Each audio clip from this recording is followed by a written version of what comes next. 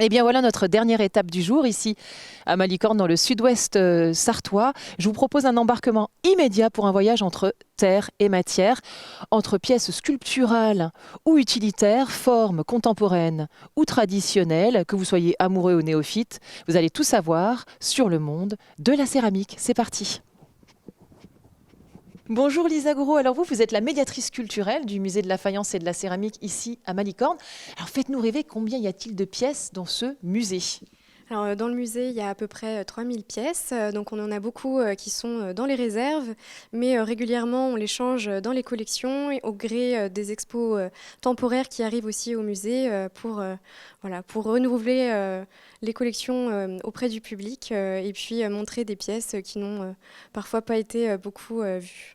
Alors là, justement, nous sommes dans la partie historique, on va dire, du musée, puisqu'il y a la partie, le bâtiment moderne. Et là, on est dans l'antre, en fait, on est là où il y a les fours, donc les anciens fours. C'est ça, parce que donc le musée, avant d'être un musée, c'était une manufacture de grès qui produisait du grès utilitaire et culinaire. Et donc les fours qui sont actuellement présents ont été en fonctionnement jusqu'en 1969 et appartenaient à l'époque à la famille Chardon. Et alors, la cuisson, elle se faisait à peu près à combien de degrés? Parce qu'ils sont énormes, ces fours. Alors pour cuire le grès, il faut une température qui avoisine les 1300 degrés. Donc il fallait que ça monte beaucoup en température. Il faut savoir que la cuisson, elle durait à peu près 2 jours. Donc ça comprenait le temps en fait où on fermait la porte donc avec des briques et on mettait de la barbotine pour faire les jointures des portes. Ensuite, on avait donc quatre foyers autour du four qu'on appelait des alandiers. C'était un métier plutôt réservé aux hommes puisque c'était assez difficile. Et ces personnes étaient là sur les 2 jours pour surveiller la cuisson. Il fallait à chaque fois qu'ils soient plusieurs puisque si on se déplace sur le côté du four, il y avait en fait des robinets pour éviter qu'un retour de flamme ne vienne faire du mal aux alandiers. Et en fait, la salle qui est présente juste ici, c'était leur salle de pause pendant les cuissons.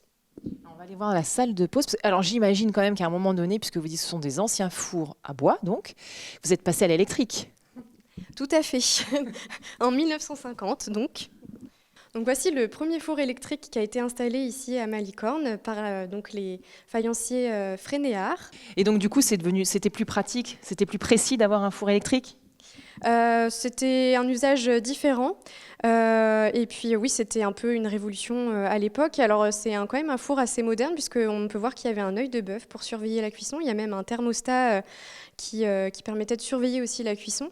Et la petite contrainte, c'est que ce four était assez petit, donc il ne permettait pas de faire cuire beaucoup de pièces. Et surtout, c'était des pièces assez petites, donc pas vraiment utilitaires. Moi, j'adore les coulisses. Parce que là, on est dans un atelier, en fait. Racontez-moi ce qui s'y passe ici. Exactement. Alors, on propose aux visiteurs qui viennent visiter donc, le musée et les collections dans le bâtiment moderne de visiter aussi les fours, donc un peu les coulisses des cuissons de l'époque. Et pour que les visiteurs puissent s'initier un petit peu à la pratique de l'argile, on a un atelier donc barbotine avec de l'argile à disposition et des outils aussi de potier pour que chacun puisse laisser son œuvre ou repartir avec. Voilà. Pour nos téléspectateurs, quand même, c'est important qu'ils le sachent, on peut avoir accès à la boutique sans pour autant visiter le musée. Et alors, en termes de coût, est-ce qu'on peut s'offrir quand même une belle œuvre de céramique, mais pas trop chère?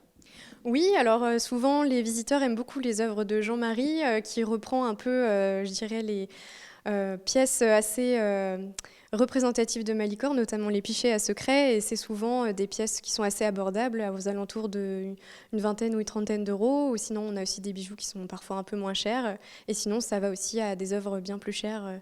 Ça dépend en fait voilà, de la bourse de chacun. Donc nous sommes maintenant avec Yacine Boutaleb, céramiste de Malicorne, hein, donc, qui va nous expliquer un petit peu son travail. Alors, pour votre information, sachez que si vous avez acheté une galette à la Flèche chez un pâtissier chocolatier qui s'appelle Sébastien Guillemard, qui est Grande Rue, eh bien, si vous avez trouvé une petite fève comme ça, alors je vous la montre dans le bon sens, c'est mieux. Cette petite fève-là, vous avez été couronné roi et reine, eh bien, c'est Yacine qui a fait ces petites fèves. Et oui. Alors Yacine qui est aussi le fondateur de l'atelier Libre d'Art à Malicorne. Bonjour Yacine, ça va bien? Bonjour, ça va très bien et vous? Ça va super, on est content d'être là. Merci beaucoup d'être là. Alors Yacine, est-ce que vous pouvez m'expliquer ce que vous êtes en train de faire? Alors en ce moment, je suis en train de donner des démonstrations pour le musée dans une collaboration qu'on a ensemble entre mon atelier Libre d'Art et le musée de faïence de Malicorne. Là, je suis dans une mise en scène, on va dire, d'une démonstration qui va nous donner un peu l'univers de l'atelier malicornais, de la faïencerie de Malicorne. Alors, vous allez commencer par quoi? Alors maintenant, je suis en train d'estamper une pièce, une assiette, pour être plus précis. Du coup, j'ai fabriqué déjà ma plaque de terre que j'ai mise sur mon moule en plâtre et que je suis en train d'estamper. Je suis en train de l'estamper pour un premier temps avec l'éponge, délicatement pour que ma pâte elle arrive à prendre en fait toutes les courbes que mon moule lui présente. Du coup, je vais aller délicatement, je soulève un petit peu ma pâte pour que l'épaisseur elle reste toujours le même. Et là, je vais avoir bientôt fini d'estamper ma pièce. J'ai choisi un moule qui est très simple à estamper pour que ça puisse être bien sûr pratique pendant la démonstration. Et là, c'est ce qu'on a fait. Là, vous allez voir, on a enlevé le surplus de la terre. Du coup, on n'a que notre assiette qui reste estampée dans le moule qui va nous donner la forme extérieure. La forme intérieure, on va pas la chercher parce que notre plaque, elle avait une épaisseur qui était identique. Du coup, on a le moule qui va nous donner la forme extérieure de notre objet. Ok. Et ensuite, qu'est-ce qui se passe? Alors après, nous, on ne va pas attendre notre assiette se démouler parce que cela peut prendre en ce moment des jours, voire des semaines. Alors on va partir sur des assiettes qu'on a déjà estampées la veille et qui ont atteint la texture cuir. Alors la texture cuir, c'est ce que le faïencier malicornais attend avant de sortir son petit couteau pour commencer le découpage et l'ajourage de la pièce. On a une assiette qui est déjà en état cuir qu'on va déposer sur un rondeau en bois.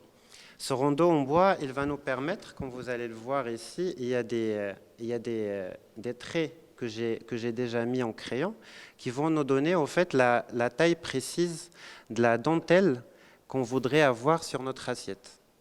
Je vais commencer d'abord pour aller tracer mes dents, comme ceci.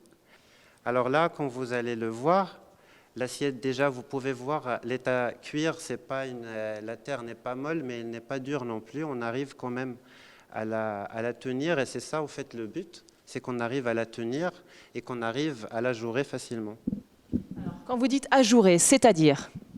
Alors, l'ajourage, c'est ce qu'on va faire tout de suite après avoir fait le découpage de nos dents. L'ajourage, c'est de traverser la couche de terre et de créer des petites formes. Soit ils vont être des formes qui sont déjà tracées sur les moules, comme l'on peut trouver sur la faïencerie de Bourgelis-Malicorne, ou alors des ajourages qu'on va transférer nous-mêmes, ou alors qu'on va suivre les dents là-dessus pour les avoir. Là, j'ai mes dents qui sont plus ou moins identiques au niveau taille, et je vais commencer ce qu'on appelle à Malicorne le rachevage. Le rachevage, c'est de revenir sur toutes les arêtes et essayer de les arrondir, et en même temps d'enlever toutes les échardes, le surplus qu'on peut trouver entre nos dents. Alors là, vous voyez, j'ai mes dents et je vais essayer de suivre en fait la courbe de la dent pour pouvoir faire l'ajourage droit Malicorne qui a donné la réputation de la ville, qui est celui-là. On va en faire 2, 3 et après on va voir le résultat final qu'on va pouvoir avoir pour une grande assiette ajourée comme celle-ci. Et donc ça, c'est vraiment une spécificité, une particularité de Malicorne. Alors, exactement. Malicorne, c'est depuis 1747 que la faïence est ici. Les faïenceries de Malicorne, elles étaient très nombreuses, mais c'est vrai que l'inspiration qu'on trouve à Malicorne, elle est plus venue de Quimper. Mais quand même, il y avait cette spécificité de l'ajourage qui s'est rajoutée ici à Malicorne avec sa corbeille fruits. Et alors donc du coup, je vois là une assiette qui me tend les bras. Ça, c'est ce qui pourrait être à la finale quand on a fini de travailler le produit. Exactement. Alors après, quand on a fini le produit, il va prendre un moment de séchage qui va durer entre 1 semaine à 3 semaines. Après, on va passer dans une première cuisson de faïence qui va entre 1050 jusqu'à 1100 degrés. Et par la suite, on va pouvoir avoir du biscuit, ce qu'on appelle le biscuit, qu'on va tremper dans un bain d'émail. Ici, on a une pièce qui est trempée dans un bain d'émail. Et vous allez voir, l'émail, c'est quoi? C'est une poudre, tout simplement. Vous allez voir les coulures qu'on a. Et je vais vous montrer comment l'émail il peut s'enlever facilement avec l'angle. C'est tout simplement une poudre. Et on va venir après dessiner sur cette poudre qui est adhérée sur notre corbeille.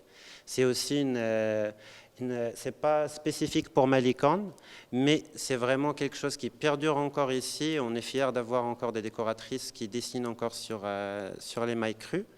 Et après, on va passer la pièce dans le four une deuxième fois pour avoir, si on a mis le décor, ça va être décoré, et sinon, on va avoir la couleur unie qu'on a choisie, soit noir comme ceci, ou alors blanc comme cela.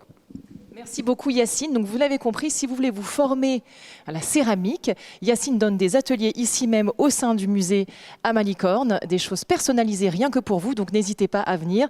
Et vous pouvez, de toute façon, si vous ne voulez pas faire d'atelier, au moins admirer les belles œuvres de Yacine Boutaleb. Alors je suis avec la fameuse Juliette dont nous a parlé Lisa dans les fours, donc Juliette Gouet, qui est la responsable de la boutique et de l'office du tourisme. Bonjour Juliette. Bonjour, enchantée. Donc je suis Juliette Gouet. Je vais vous présenter donc très rapidement la boutique du musée, l'endroit où les visiteurs terminent leur visite. Donc ici nous avons les étagères de Malicorne, donc avec les productions justement créées par les faïenceries d'art de Malicorne, la célèbre faïencerie Bourjoli et les autres faïenciers et artisans de Malicorne. Donc ensuite, vous allez trouver aussi dans la boutique un espace office de tourisme avec des produits locaux et régionaux et des petites productions artisanales telles que des savons faits maison. Donc là, c'est des savons de la savonnerie des Vertus de La Flèche. Ici, donc, comme je vous disais, des petites productions locales, voilà, donc des chocolats, des sablés de Sablé, du miel de Malicorne, des tisaneries aussi de Malicorne. Donc, la boutique du musée est une boutique labellisée métiers d'art. On y trouve donc, voilà, un large panel de céramique, décorative, utilitaire et aussi de jardin. Il y a à peu près une vingtaine d'exposants de la région Pays de la Loire et pour tous les budgets. Vous pouvez passer donc, aux horaires d'ouverture du musée sans forcément faire la visite en entière. Vous avez aussi des produits du musée, des produits dérivés et des produits de l'office de tourisme, car nous sommes présents en tant qu'office de tourisme aussi ici pour vous renseigner au quotidien sur les activités à faire dans notre territoire de la vallée de la Sarthe. Merci Juliette. Merci beaucoup. Et bien voilà, c'est fini pour aujourd'hui. Je sais, moi non plus, j'ai pas envie de vous quitter, mais c'est pas grave. On se retrouve la semaine prochaine pour de nouvelles aventures. En attendant, prenez bien soin de vous. Salut!